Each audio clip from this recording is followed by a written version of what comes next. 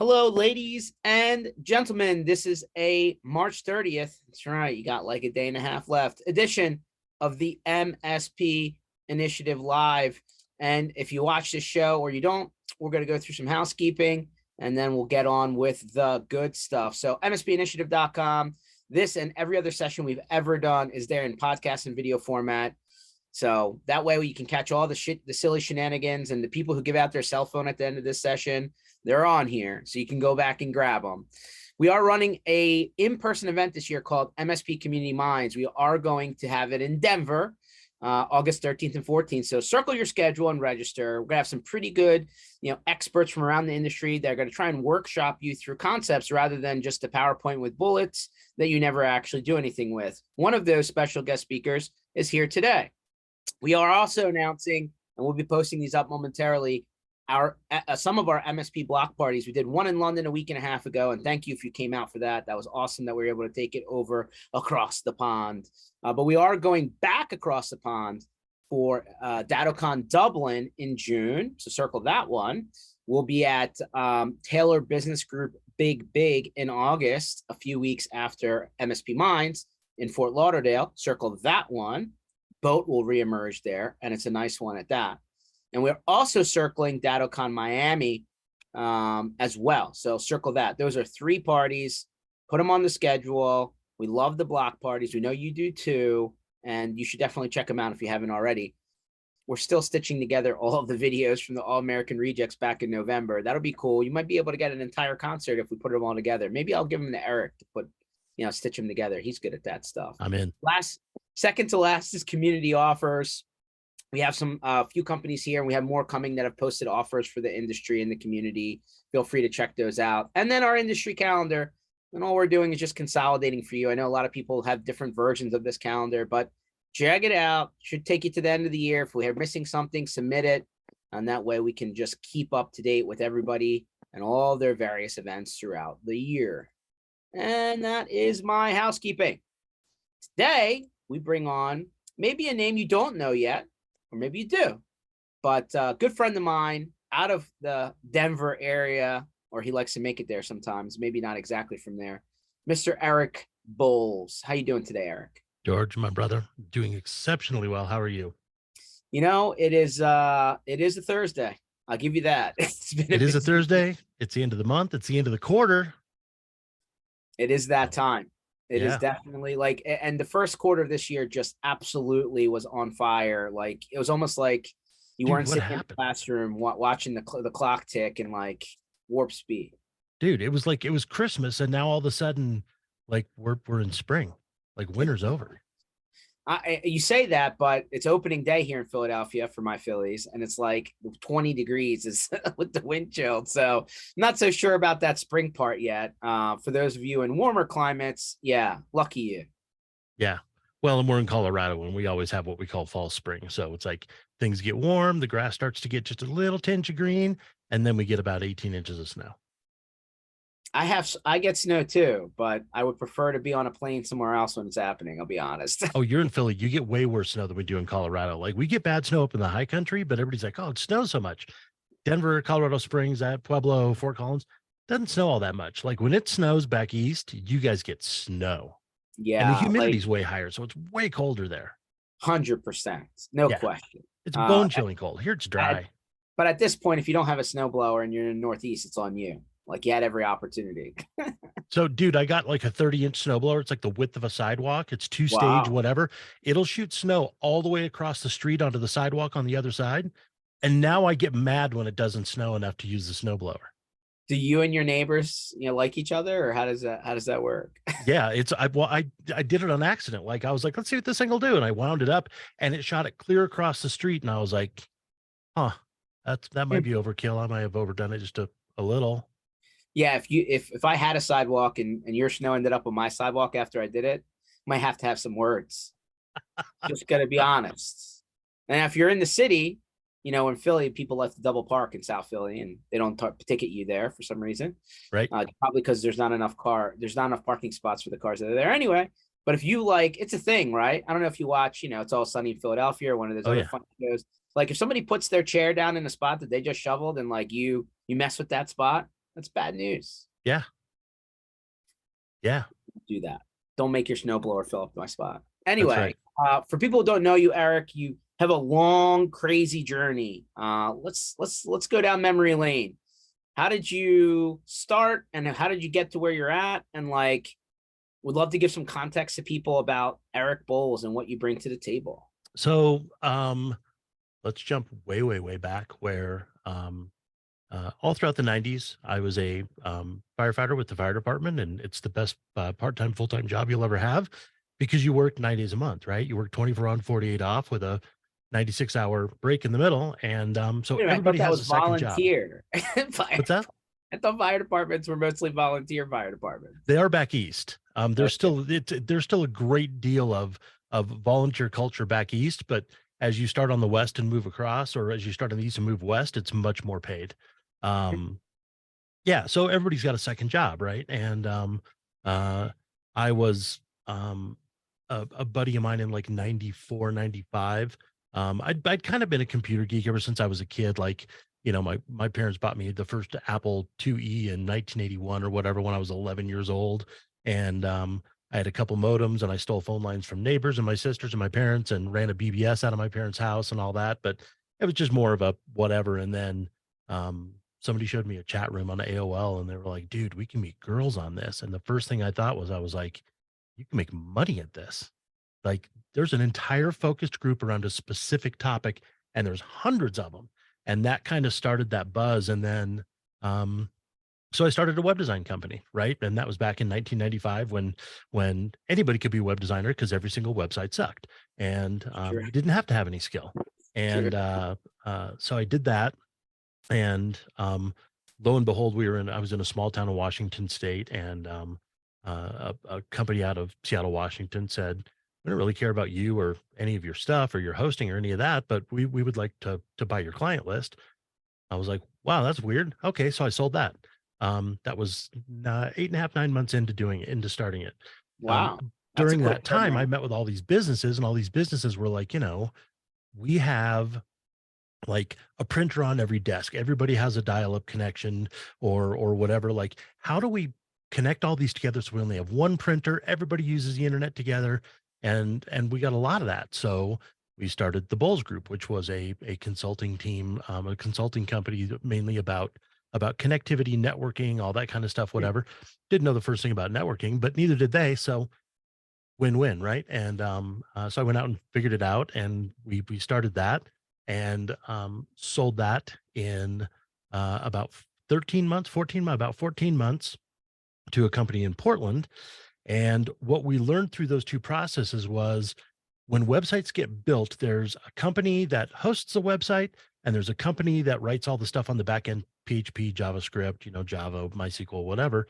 And then when they go to publish the website to a different hosting company, everything breaks. And we knew we didn't want to get back into the front end business because that sucks, because now we're getting better, and it's late 90s and websites actually start to look good and people are developing Flash and all that. We're like, we don't want to get back in the front end business. What if we just did back end, PHP apps, things like that, Java, JavaScript, whatever, and we did hosting? So there was one throat to choke. We owned both halves of that equation, and there was nobody else doing that. So we became a hosting company that did back end development, Hmm. and grew that into the largest hosting company in Colorado. We had just right around 10,000 customers, just shy of 10,000 customers. And in 2001, back way up, 1995, when this whole domain name thing came out, and you had to do it through Network Solutions, and you had to get 2 years up front, and it was $70, 140 for 2 years. I registered, just because I thought it would be worth something, and domain squatting back then was still kind of cool. I registered gazette.com, because Hmm. the local town newspaper in town, I mean, we're 600,000 people, but the local newspaper is the Gazette. So I registered gazette.com, and they came knocking, and they said, "Hey, we want to buy that from you." And I was like, "I'll make you a deal. I won't sell it to you. I'll give it to you, but I want all your hosting Hmm. for all 118 properties nationwide." And they're like, "We're just now thinking about actually getting out of the hosting our own stuff business because it's not what we do." And Hmm. it worked out. And then I sold that, and they called me back, and they said, "Why don't you come figure out our whole interactive play?" Excuse me. Come figure out our interactive play. And I was like, I'll come in for 6 months, but I honestly don't believe in anything at all the newspapers do. I think you guys are dead. I don't think you guys will ever figure it out. So I'll come in for 6 months, and that's about all as much time as I can give you. And so I went in, and 7 years later, I looked at my watch and I was like, I still work in a newspaper. What in the hell am I doing with my life? So left there. Thought I would do a big thing and go to Verizon and get my name on the wall. Big, huge, unsteerable ship. That turned out to be a mistake. I was there about 14 months and started business number 4, which was all about outdoor lifestyle, craft beer, blah blah blah, all that kind of stuff. All video, all HD video content stuff. Um, and I'd known the founder of Pax8, who before that founded MX Logic, and before that USA.net. I've known him and his co-founder Scott Jason since the mid to late '90s, and so I went to MX Logic and helped him rebuild his engineering team, his sales engineering team, and then I went off to do another. We sold that. He sold that to McAfee, and then on to Intel. Went off to do another startup of my own, and then he went off to found Pax8. I helped out in the very, very early days of Pax8 with, go-to-market strategy and digital and all that kind of stuff and whatever. But I was kind of preoccupied with what I was building, and then went back in whatever it was, 2021, January of 2021, to help build out Pax8 Studios, and just left there 6 months ago, something like that. We got Pax8 Studios up and running, which is doing really, really well, and is run by some of the most brilliant people in the channel. And so, you and I have talked about this before, but it was like, we didn't even have channel back in the late '90s when you were starting what you were doing, and I was doing with some of the companies I was running. Is that we were VARs, we were value added resellers. Like the channel didn't even exist, and now we're heading into into the new world of ecosystems where the word channel is about to go away. Ecosystems, channel, cloud, hosted. I love these terms. They just come out of left field. Right. So you've had number one, love the entrepreneurial kind of, hey, I'm going to start things, and it worked out for you mostly, I think. Other than the 7 years at the newspaper, probably a little bit longer than you wanted to. Oof. We all have, every IT company who, and we talk about how easy it was depending on when you started it, but every person that's, started what, we now call MSPs or IT firms and managed services, whatever. There's a little bit of entrepreneurialism in there, right? Where like, you got to actually run a company, right? It's, you're in a business to make money, not to work for free, hopefully. Right. So there's something to that. I love the reality of, things morph all the time. But I think the challenge, you said, hey, back in the day it was VAR. And yeah, I've lived this journey for a long time. I've seen the permutations and I've grown through it, literally cutting my teeth the hard way. I swear from 2000, when I kind of started my own IT company back, when I was in my school days, all the way till now, when you ask people what they're struggling with, sales and marketing have not left the top like 5 things that people have raised their hands for. And like you would think 23 years later, we'd have a good handle of it. I don't know. Apparently not. I don't think we do it. And I think there's a lot of reasons why that is, right? So exactly to your point is that I know the exact number. I spoke to 347 different MSPs, one-to-one for an hour each. I spent 347 hours on calls. You were one of those, very, very early on one of those. That's how you and I met. Year and a half or whatever the heck it was ago, right? It was I spent time talking to them, and I'm like, what do you need to be successful as an MSP? What are your hurdles? What are your challenges? Where are you going? And lo and behold, every single time it is sales and marketing. Like, I get the tech side, I understand what they need to do, expressing that, sending them that message, getting them on board. That's the big gap, right? So we talk a lot about data security, and we talk about frameworks and best practices and marketplaces and channel and products and tech stacks and all that. We don't talk about how you actually bridge that gap between those two. And that's really where the problem lies, in that growth strategy. And it's because, a buddy of mine said years ago, one thing I know is, as sure as the sun will come up tomorrow, is that marketers ruin everything. And marketers and creatives both have basically trained us to think, and the school system, and you know that from hiding routers in the ceiling in the cafeteria. The school system, like, we're all born creative. And we all start off in kindergarten with scissors and paper and crayons and pens and this and that and whatever. And then they like slowly like pull that away and replace it with, books on algebra and English and science and whatever, and kind of push us into this world where it's like, don't be creative, don't be a free thinker, focus on, what we tell you to do and how we tell you to do it. Mhm. My daughter, when she was in school, she had a physics problem, and I helped her with it, and she came back and she was like, I got it wrong. And I was like, what do you mean you got it wrong? Calculus, not physics. And I was like, it's not wrong. I was like, it's right. I know it's right. Like, my background's in engineering. Like, this is right. Went in and talked to the teacher, and teacher was like, no, no, no, the answer's right. And I was like, great, mark it right. And she was like, she went about it wrong. And I'm like, oh, we're gonna have a fucking problem here, man. Like, I can see this already. I'm like, the answer is right.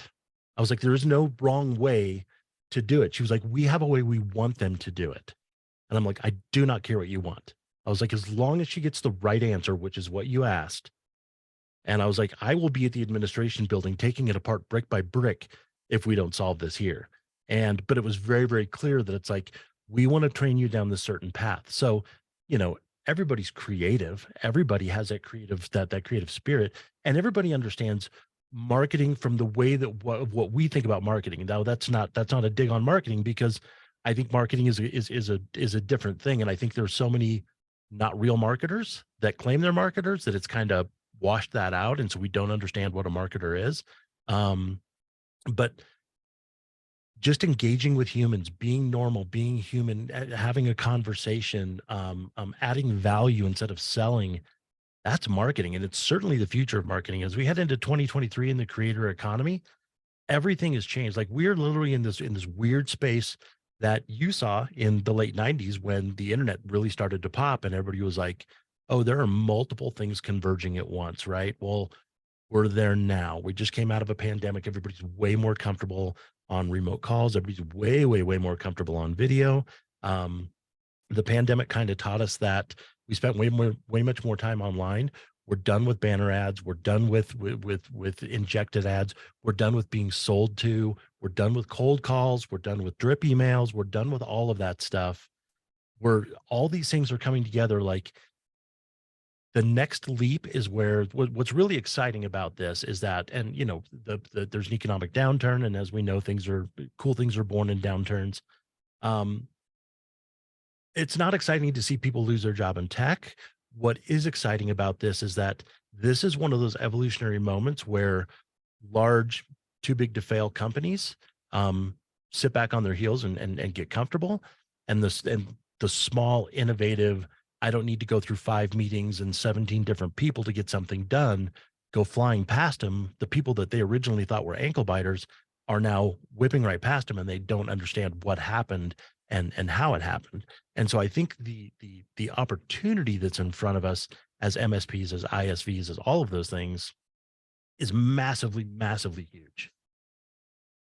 It's interesting that there's a lot of time and money and energy spent in the more traditional things that we all have seen, right? Blogs and newsletters, and the drip campaigns. And there's a lot of email automation, not email marketing automation tools, right? The MailChimps, HubSpots, the Infusionsofts, and all those things out there. And there's a lot of energy around the content that you're putting into those systems. But I feel like the content is just a digital form of the paper stuff I saw back in the day. Like, hasn't really gotten much better for some reason.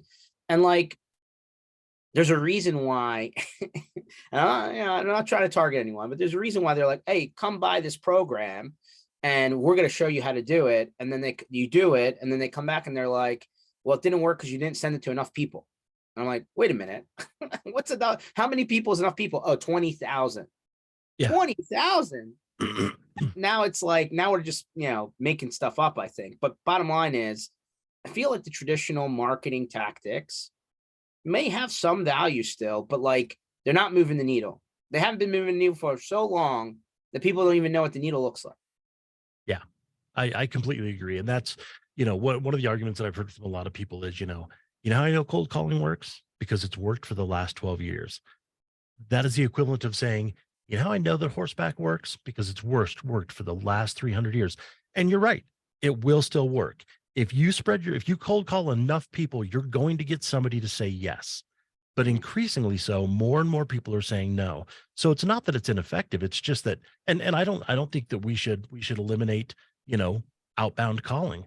What I think is that in 2023 there is zero excuse for any call or any email to truly genuinely be cold. You have so many opportunities to engage with somebody as a human being, and then, that's really all we're trying to do with the drip campaign. And now, like I literally saved the article on LinkedIn, because somebody was talking about how if you go out and um, look at somebody's LinkedIn profile, save the web page as a PDF, open up that PDF, copy and paste it into ChatGPT 4 and say, tell me some things that I can talk with this person about based on the following resume when I'm trying to sell them X. And now AI will spit out this thing where you're like, it'll give you talking points about things you have in common and things you can bond over and whatever. And I'm like, oh my God, like we're going the opposite. Some people are going the opposite direction. Like now we're faking genuine connection. Um, it's the most ridiculous thing I've ever seen. And what's even scarier is there's 80 or 90 comments with people going, this is brilliant, this is genius, this is gold. Now, the good thing in all of this is marketers continue to talk about themselves. Imagine if you were to go like on a first date with somebody and you sat down across the table and you spent the first 20 minutes of the call of the date, drinks, coffee, whatever, dinner, and talked about how amazing you were and how rich you were and how successful you were and the car that you drove and the house you lived in and how you maybe had a boat. Like, you're not getting a second date. Nobody cares about you. Do they want you to care about them? I don't care Mhm. how great your product is. Services and products have been commoditized. For every single product out there, I can find three more that does almost exactly what it does to a close enough margin that I don't necessarily need your product. Same goes for MSPs. In every single town, I can find an MSP that does exactly what you do, because all you're doing is selling me licenses and coming in and implementing it, protecting it, doing security. It might be at varying levels, but again, I don't know that and I don't care. So I would actually advocate that we move away from managed service provider and move to BSP, which is business solutions partner, where you actually sit down at the table and have a conversation and say, tell me about your business. Where are you going? What are you doing? What are your hurdles? What are your goals in 6, 12, 18, and 24 months? Now let me talk about how we can leverage technology to make you a better, more successful, more efficient business. It's when you start to add that value that it changes the game and you become an integrated part of their business. So granted, yeah, I can already hear the MSPs going, I don't have time to do that kind of crap.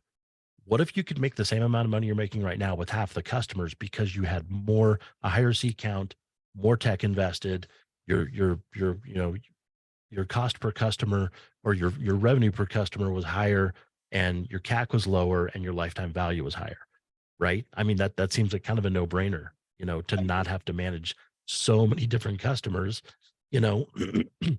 I mean, obviously it's inside baseball here, but I'll take BVoIP as an example, right? It's like I can go out and find any other VoIP provider. There's a ton of them out there, but you show how many people are super happy with what you guys are doing. And it's not really about the product. It's about how you service them. All your customers that talk about how great BVoIP is not about the product. I mean, the internet's pretty stable now. I can go to other VoIP providers and get my voice to go somewhere else. Hell, we're doing it right now over the internet. It's about how you make them feel about the investment that they've made inside your technology. And that's the game that BVoIP is playing that makes it different for your customers. And when somebody else comes along and says, I can save you like $1.25 per phone line, they're like, that ain't worth it. It's not about the money. It's about us having reliability, knowing I can call somebody, knowing that they're here and they got my back. That's really what it's about, right?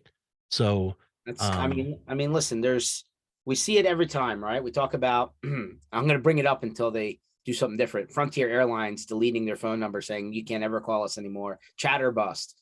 I right. still find that mind boggling.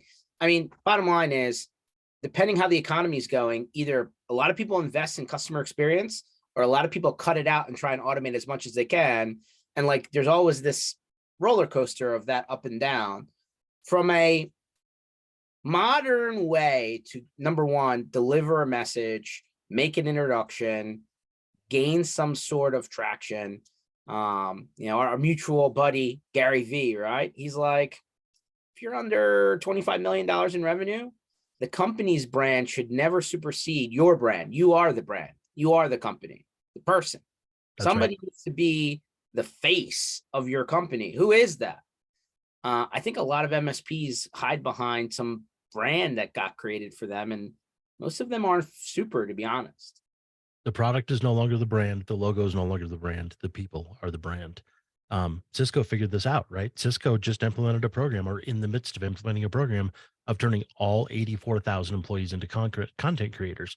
So if you're that marketer that says our employees can't go out there and have their own YouTube channel, create video and written content and podcasts and whatever, it's not because they're not qualified to do it. And you know that as a marketer, it's because they are qualified to do it. And your insecurity is showing because you're scared as hell that the value that you bring to the table as a marketer is that you don't actually bring marketing strategy. So your job as a marketer is to build this strategy that encompasses all aspects of your business and says, this is how we take all of this and put it in front of our customers to bring the customers through our door. Mhm. It's like the people that are social media experts that went through a Facebook blueprint course and they can run Facebook ads. Well, now cookies are going I, away. You're, you I know, know, I know somebody like that. yeah, your cookies are going away. People are leaving. Facebook is still the number one platform out there, has more users than anybody, but things are changing. Like, you're not a digital marketer, you're a Facebook ads manager is what you are. And there's nothing wrong with that, but people try to expand on this on this big thing where it's like, I'm so much more than I really am. Be proud of what you do and be really, really good at it, but also understand that people do business with people. People don't do business with brands or logos or products. It's We do it true. with business. So we want to connect with a human being. So to bring up your example of Gary Vaynerchuk, right? Gary V's out there producing content at scale. And I can tell you this because of how long I've known him. Like, everybody's like, well, yeah, but he's got a team of like 35 people. I remember when it was just Gary and he was producing content at scale using nothing more than a cell phone. He had no equipment, he had no team, he had no gear, he didn't know how to edit video. I still don't think he knows how to edit video, to be honest with you, because he has a team that does that now. And never once have you heard Gary talk about VaynerMedia, the Sasha Group, any of those things, right? He doesn't sell his product. He just adds value. And they just won Agency of the Year, right? Um, Ad Age just made them Agency of the Year. They're huge. They're in 7 or 8 countries now. They've got 2,200 employees. They're big, and it's all through adding value. So when Mhm. you when you lead that way and start creating content at scale, whether that's video, whether that's and everybody's really, really afraid of video, because they're afraid of what people are going to think of them.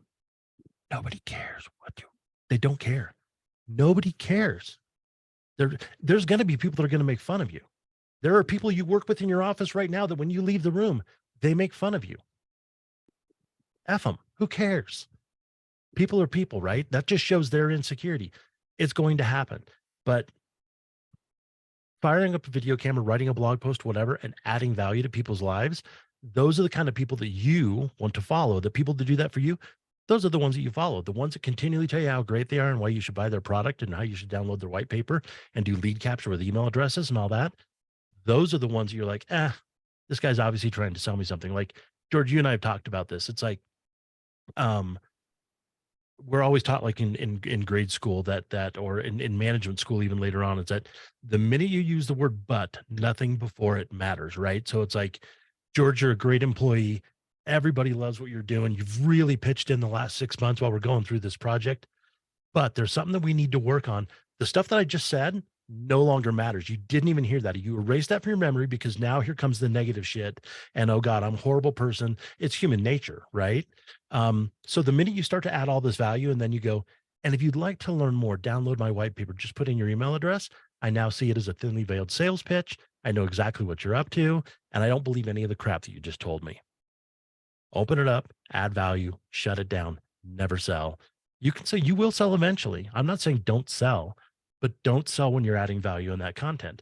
And you experienced this firsthand. I don't, what was it, 2 weekends ago, whatever, on a Saturday? You Yeah, called me like Saturday night and you were like, dude, guess what I just did? Where were you going? You were going to So I was going to Exchange down in Orlando. You know, our buddy Kenny P was down there and a bunch of other people. And I hadn't been to an Exchange since 2018. And formally that is. And I was Right. like, you know what? I know all the people that are going, right? I just want to send them a message, right? And not a, hey, come buy my stuff. It's a, hey, I haven't been, if you haven't, talked to us in a while, no problem. We're going to be down there. We're going to be hanging out. Safe travel. See you down there. That's it, right? And I literally recorded this video like this, packaged it up, sent a single email out from me, not through a marketing tool, but I did tag it so I could keep track of how many opens, how many clicks. It was like a 95% open rate. I got 30 replies back saying, hey, this is a great idea. Thanks for the message. Yep. And all I did was I recorded a 45-second video and sent an email saying, see you down in Orlando, safe travels. It took you 3 minutes. It took you 3 minutes to record a video, attach it, and send it. And you got a 95% open rate. And like, people are telling me 27, 20, 15, 18, 22 are good. And I'm like, yeah, not really. But that's the metric that we work on right now, right? Is that, and it's because all of these emails are marketing emails. They don't entertain, they don't add value. We come up with this really cool, fun concept, and then we send it through copywriters and editors and whatever and blah, blah, blah, until we've made it just boring enough that nobody really wants to read it. I think part of the problem, Eric, and by the way, it really is that simple, and people really have to lean into video. If you're not doing it, I think you're doing yourself a dramatic disservice, is that they think it needs to look so polished that it's going to end up in the movie theater. Like it's going to be the next Marvel film. I just don't think it needs to be that crazy.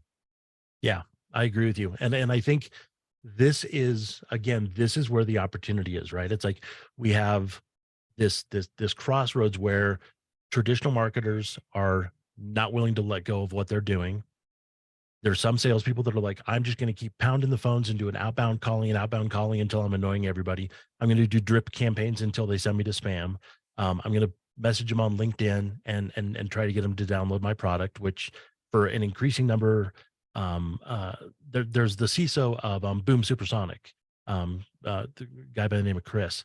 Him and somebody else started a podcast all about shitty sales tactics, this exact topic. And every single week they use defined examples that they've been given to blow people out of the water on outbound cold calling, spam emails, drip campaigns, and they just light them up. Like, it's hilarious. But you're seeing an increased cadence across LinkedIn, Twitter, Facebook, everywhere else. People like, I will not tolerate you deciding your time is more valuable than mine, and that you need to talk to me right now about whatever product that I need to buy from you.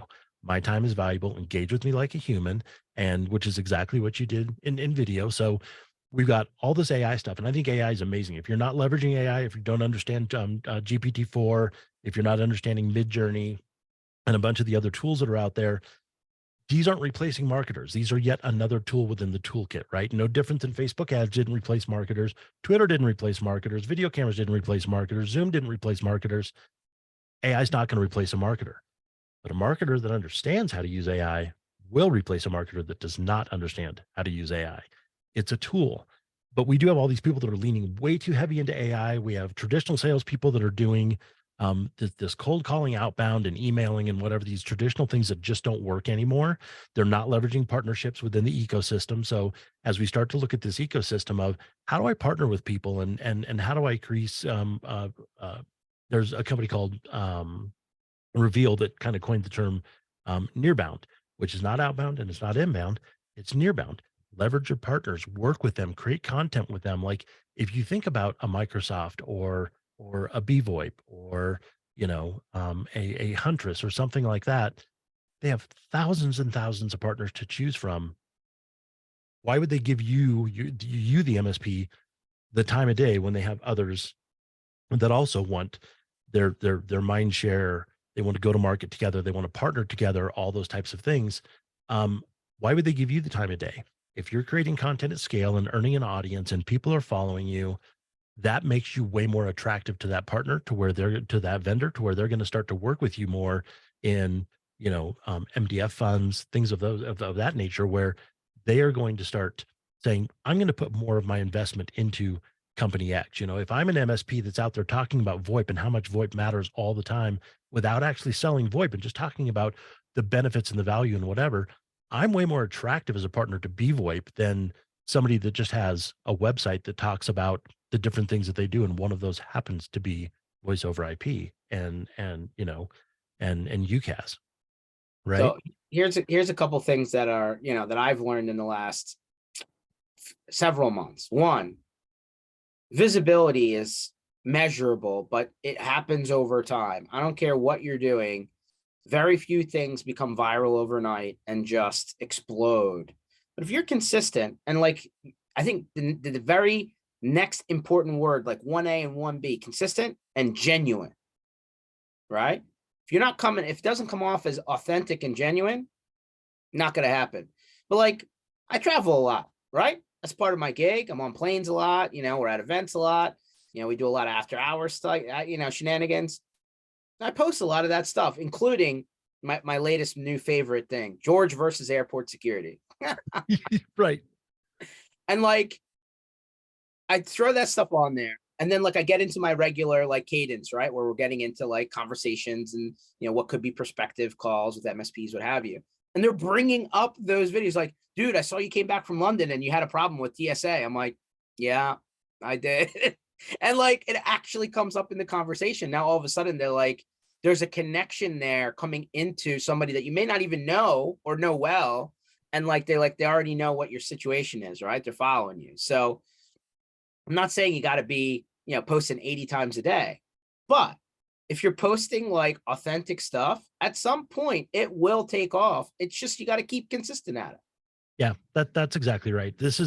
We are firmly in the era of educate and inform over disrupt and sell, right? You have to figure out, are your customers transacting with you or are they interacting with you? Because if your relationship is transactional, they can get that anywhere, right? Yeah. My relationship with Lowe's, Home Depot, Target, and Walmart is 100% transactional. I'm not saying, well, Lowe's has got what I need in stock, but Home Depot doesn't. And I really am a Home Depot fan, so I'm going to wait 4 or 5 days or a week to see if they get it in stock. Going to Lowe's, man. Same with hotels. It's like, people ask you all the time, like, what hotel you staying in? And you're like, you look around, you find a pad of paper. You're like, Marriott, staying at the Marriott. Like, there's no allegiance to Marriott because it's a big box with rooms in it that has beds in it. So you need to be interacting with your customer, right? And your customer doesn't care about the underlying tech, right? They're not impressed with your firm's with your firm grasp of acronyms. They want to know how you help them become a better business, not just a better customer. And as you said, that transformation does not have a stop sign, nor does it have lane markers. It's the equivalent of me being a big fat guy and saying, I really want to lose 40 pounds and I'm going to do that in the next month. No, you're not. It took you years to get this fat. It's going to take you time to get unfat, and you have to be willing to put in the work to do this. But people don't want to put in the work to do it. They want an overnight miracle. This is why Jenny Craig and Weight Watchers and everything else exist, because they lie to you and tell you that you can lose weight in this record amount of time. Basic high school science and physiology, you can't, right? It's going to take time to get that done. So, you don't have to be perfect at it. Grab your phone, right? Embrace being perfectly imperfect. Hug your haters. The fastest way to diffuse a hater is to jump into the conversation and say, man, I'm really sorry you feel that way, right? Your customer's already knee deep in the impossible. So focus on the possible. What are the positives? What things can you do? And remember that your voice is the voice of the customer, not the voice of the product. Think about what they're going through and what they want to hear, and this is where that opportunity lies for when you have all these MSPs, these ISVs, these tech companies, these whatever, that are still doing and holding on to what they used to do. It broadens this huge opportunity for your voice to be heard in a way that theirs isn't. You will resonate better than they will. So the ones that jump into this and take advantage of this very, very quickly and start to really understand, this isn't about recording video. This isn't about podcasts or writing. This is about re-envisioning every aspect of business, whether that's community engagement, partnerships and ecosystems, go-to-market, branding, sales and marketing strategy, all of that through the lens of value-added content creation. You're going to see, Mr. Beast created one of the most successful energy bars in the world They can't keep him on the shelf at Walmart's anywhere on the planet. And he is a content creator. Logan Paul created the Prime energy drink. He's a content creator. Like, if you look at some of the huge brands that have happened out there, they're happening by content creators. Now, granted, those are B2C brands. We're going to start to see this emerge now as B2B. And 2023 is going to be a very, very interesting year where a lot of people are going to get left in the dust, and a lot of people that were struggling. You know, what is it? 90% of MSPs are under 1 million a year ARR. Mm-hmm. The opportunity for those 90% to go out there and challenge the 10% of the mid-market and enterprise MSP space is just massively huge. And the reason it's so huge is because you literally, if you're watching this live stream or watching it later when it's recorded, you can literally get off of it, turn on your webcam or pick up your phone and have a thought about something. And if you think you don't have anything to say, you're on calls every single day, you're in meetings every single day, you have stuff that you talk to customers about, and you think, God, I wonder if more people wonder, you know, how we go about doing that, why we do that, why that is that way. That's a 30 to 45-second video. Record absolutely everything, even if you never publish it. Just record it, because somewhere down the road you're going to go, wait a minute, we just talked about this a week and a half ago. I happen to have some video about that. It's sitting on my camera roll. Boom, there's a piece of content. It's all you're doing is memorializing the conversations you're already having, you know. But 100. those people that embrace that and move forward with that are going to blow by some of these bigger ones that can't get out of their own way because they're stuck in 13 meetings between sales, marketing, rev ops, marketing ops, whatever. Yeah. So if you take anything from this call, and by the way, we're going to talk a little bit about Erik's company and how they can help you, but if you take away anything from this session, it's, if you're afraid to get in front of a camera, get over it quickly, because you need to be able to be, you know, on tape or recorded or digital on tape. I know that's old school. I still call it on tape. Same. Behind the camera, like, be able to cut those up. You don't need to ultimately Ken Patterson tape. Yeah, tape. Remember those tapes? Oh, that's right. I got one right here. Remember these? Oh my God, you do have a VHS tape. Do you have a top loading VCR too? Remember where we used to go kaboom and pop up like a toaster? I don't have that. I have the VCR DVD combo. Nice. Yeah, that way it's like, you know, one box to rule them all. Anyway, and yes, I have all the streaming services. Stop. But anyway, my point to you is get comfortable with camera. Figure out how to just record the things that you're talking about already, just like Erik said. And those things will drive forward. You know, a lot of people said that Facebook and LinkedIn and Reddit and Google ads and all that is just complete train wreck. You're wasting your money. But you know what the number one fastest growing thing on all those platforms are? Videos, reels, Absolutely. video clips. Like, you'll have tremendous traction if you record good content, short clips, tag them properly, watch it rip. It works. And quite frankly, I'm going to go another step. Instead of just sending text emails, record a video and send the email, embed it in the email. Or instead of, and I know, you know, you get all the blasts through LinkedIn. Instead of sending a message through LinkedIn, send a video message. Instead of sending a text message through the Messenger app, send a video message and watch what happens. Yeah. The first time you ever rode a bike when you were a kid, you fell over. You looked like an idiot. You felt like an idiot. It didn't stop you from riding a bike. You just kept doing it and got better at it. The first time you ever ran a Facebook ad or touched a router or a switch or Active Directory or Azure or O365, M365, or anything that you've ever done, the first time you ever cooked hamburgers or steak or anything in your kitchen, you weren't great at it, but you kept doing it and you got better at it to a point where you were proficient. This is how we learn everything in life, right? So grab this thing and just start recording. You will discover that what you'll find is 100 videos down the road, you'll go back and look at the first one and go, ooh, damn, that was rough. Like, I didn't realize it was that rough, but that was rough. And if you're one of those super, super analytical people that just can't seem to do it, then do this. Turn your camera around so that this side of the camera is facing you so you can't see yourself in the screen, and record 5 minutes of you talking. No matter what it is, record 5 minutes of you talking. Then do these following steps. Now you're going to turn around and you're going to, don't watch it for about 24 to 48 hours. Let it sit because it's still fresh in your mind. Now go back and mute your phone and watch the video without any audio. Watch your mannerisms, watch your facial expressions, watch what your arms and your hands do. Then rewind it and turn the volume back on and put your phone face down so you can't see it, and listen to your voice.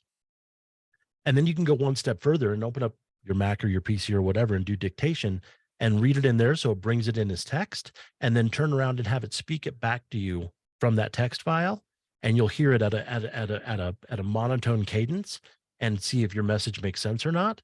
But it'll teach you a whole lot about what you like about your mannerisms or don't, what you like about your voice or don't. But I will tell you this, is that scientifically speaking, the voice that I hear when I speak inside my head and the voice that you hear, George, are two very, very different voices. I don't hear myself in my head the way that you hear me, um, because it's inside your head. You have more bass, it's more tonal, it's a lot of things. So when you hear yourself on video, you're like, my God, do I actually sound like that? Yeah, you do actually sound like that. Guess what? It's been just fine talking to customers, friends, people at the bar, whatever, at dinner, football games for decades. So be comfortable with it. And you know, all those little analytical steps, I honestly would skip every single one of them and just start recording and just save it to your camera roll. Whether you do anything with it or not is completely up to you. But people don't put as much value into what you look like and what you sound like as you think they do. They're really much more about the message. Add value, add value, add value.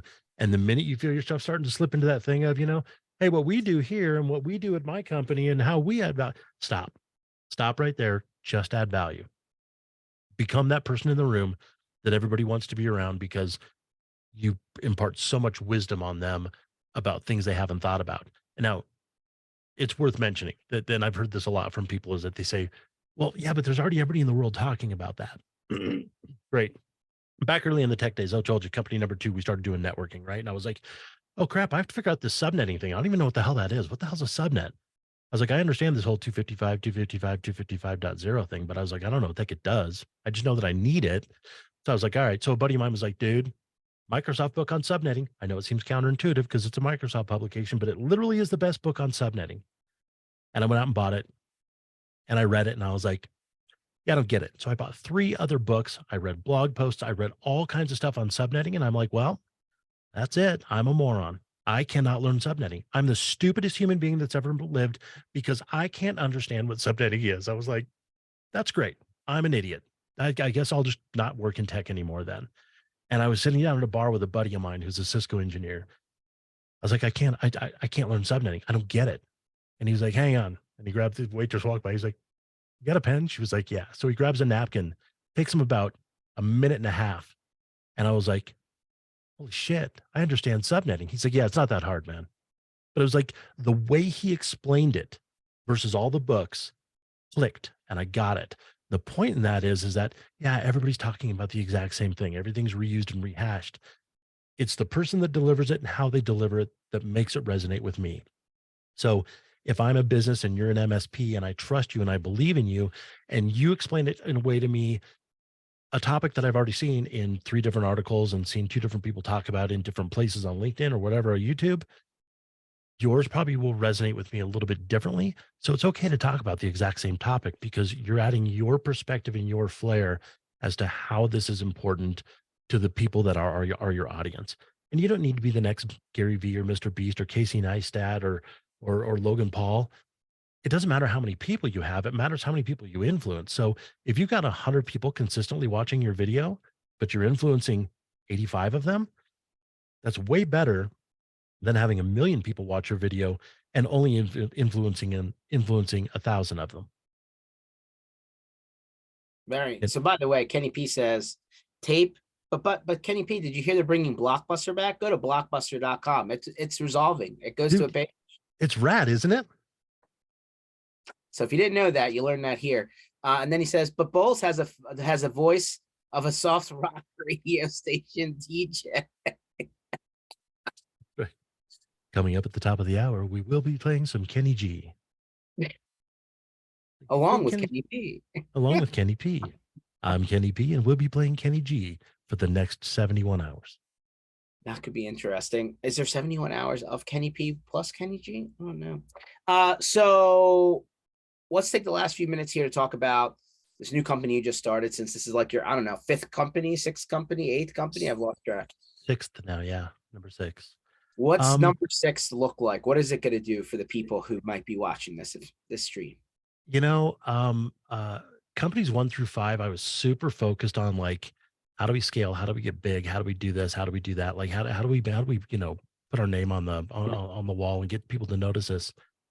I'm really not there with this one, to be honest with you. It's kind of interesting is that um, I've had so many MSPs and ISVs and probably even more importantly, like tech professionals, salespeople, engineers, DevOps people, SDRs, BDRs, reach out and say, I really want to understand like how I build my personal brand, how I take my personal brand and have my MSP leverage it. How does my MSP, like a 1, 2, 3, 5 man shop, how do we become better? Like we can't do any of this cold calling stuff. Like we don't have the staff, the people, the scale, whatever. How do we increase our business, not only with our current customers, but with new customers? Um, how do we do that?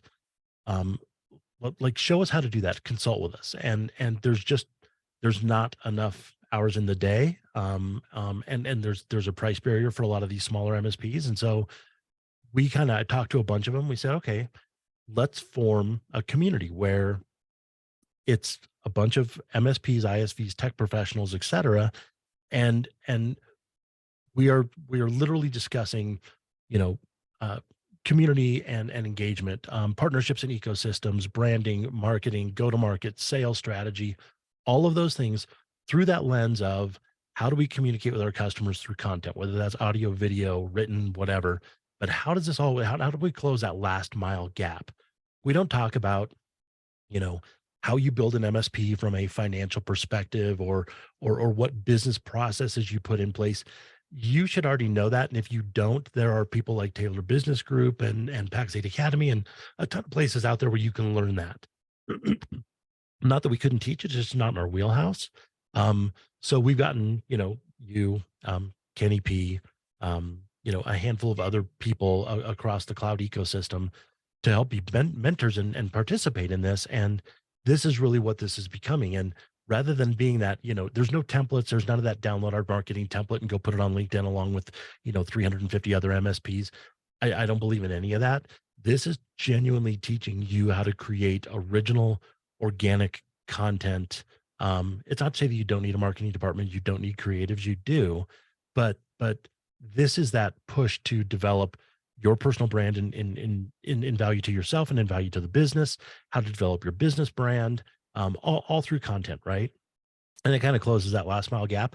And then because we don't want it to be that, yeah, there's 5,000 people in here and they're all amazing people and whatever, but you know 132 of them contribute on a regular basis, right? We have 4,800 and whatever it is that never actually participate and they're just kind of here. We want it to be everybody that's super engaged and super passionate. And this is what I was talking about before about the ones that truly get it and decide to embrace it and move forward are going to be the ones that are going to want to win, that are going to be the ones that are going to win. Those are the ones we want in the community. So we even put up like an application process where you can't just go swipe a credit card and join the community like you can with other places where you're like, I need marketing material. Here's my credit card number. Let me download your stuff. I think that's old school. I don't think it's going to work anymore. So we made it a highly vetted membership community where it is the best of the best. So not only do you come in knowing you're going to be working with people and being around a community of people that are super passionate and are really striving for the same thing that you are, you're going to be that person as well. Whether you're a brand new newcomer, whether you've got 3 years of experience in creating content, whether you're a branding and marketing and digital expert, whatever, everybody comes together to move everybody forward. That's really what it is. And I honestly don't care. Like we're probably going to cap the membership at some point just because I don't want there to be 5,000 people in there, you know. So we'll probably cap the membership at some point, but I would much rather have, you know, 3, 4, 500 super passionate people again than 10,000 people where only 1% of them ever show up. Yeah, Right. That's 100%. it. That's part of the game, the engagement. Yeah. You know, just yeah, I just want super passionate people that are like, look, I'm ready to stop dicking around and I'm ready to move to the next level. And what we've been doing doesn't work. So let's try something new. Right. We know that it works, you know, I mean, you know, PAX 8 Studios is going gangbusters and they've got some brilliantly talented people, Matt Lee, Dom Kirby, those kind of people, and behind the scenes, you know, the Rob Barneses of the world. Like we know that this works. This is what put PAX 8 on the map in the very, very beginning, was doing things different. They showed up at trade shows with flight suits. They created a content at scale across the internet that added value and never really sold what they were doing. And, you know, the big companies, the Ingrams of the world, the whatever, were like, who are these little PAX 8 ankle biter guys? And the next thing you know, they're a billion ARR company, you know, like it's ridiculous. It works. 100%. We know it works. You're doing it all the time. George, you're creating content at scale now, and you're getting better and better and better at it. Matt Lee's doing it. Dom Kirby's doing it. You know, yeah, we have people that are creating content now at scale, and everybody that's doing it is winning. So why not do it? You know? 100%. 100%. Got a question that popped in. Kenny P says community, 100%. Anthony Martini says, sign me up. Well, we're going to talk about where to go sign up. Where do they find information on this, Erik? Is vosa.co, vosa.co. So Vosa is Fijian for word or conversation. And that's really the basis of all of this, is that it's the first word ever invented in the Fijian language, because they think that community and conversation and being human and helpful and whatever is so incredibly important, that that's just kind of where that came from. So it was all based around how we communicate, how we talk, how we engage, how we actually be human with each other and stop selling each other stuff. You know, so vosa.co. And So check that out and like I lean appreciate that. into your video camera. You all have one. I promise you. If you have a cell phone from like 2004 on, you got one. Or the camera in your computer, I promise it should work. You know, just slide that thing to the left. Lean into content creator mode. And by the way, it works. Just think about the shitty videos that your grandparents, even your parents, created that memorialized all their life. You've got a 4K camera right here. Like, you have a camera in your pocket that is better than 90% of what has ever been recorded going backwards, right? There's zero excuse not to create it. There just isn't. And if you haven't already, because you'll get more stats than you ever thought you knew. If you go into your LinkedIn account and Google or just Google LinkedIn, turn on content creator mode, you get all these stats that you had no idea about, of the things that come back to you on your account on LinkedIn. So like, all of these platforms are now pivoting to creating content. So do that. Absolutely 1000% do that. And like, if you're willing to let your people, you know, get out from behind the computer screen, get them to do it too. Yeah. And here's just a quick anecdote, is that everybody's like, well, should I be on LinkedIn or YouTube? You should be both places. Let me explain why you should be on YouTube. YouTube is owned by Google. Google is a search engine. Go look up how to fix my washer and dryer, how to unplug this, how to fix my vacuum, whatever. And what you'll see on the page about 3 or 4 down on your search results are YouTube videos, because they're indexing those YouTube videos and bringing them into the Google search results. Now go Google how to configure a pfSense firewall. And what you'll see is Tom Lawrence from Lawrence Systems. You'll see videos from him about 4 or 5 search results down on the first page, because he's creating content at scale on YouTube specific to pfSense. So when people go out and say, how do I do this? How do I do that? As it pertains to their chiropractic business, plumbing business, auto shop, hospital, whatever, lawyer firm, whatever business you service, start creating content as it pertains to that business. And when those people go out and Google that, guess who's going to show up? Your video from YouTube talking about the things that they want to learn about. That's it. This video is recorded. It will be up on mspinitiative.com in a little bit. Erik, I really appreciate you jumping on. We're going to be seeing a lot of you this year, so yes, not going anywhere. This guy's been behind some crazy brands in his career. I always love to learn from people who have just like absolutely were in like the toughest possible situation in the biggest possible scenarios. And they found an answer.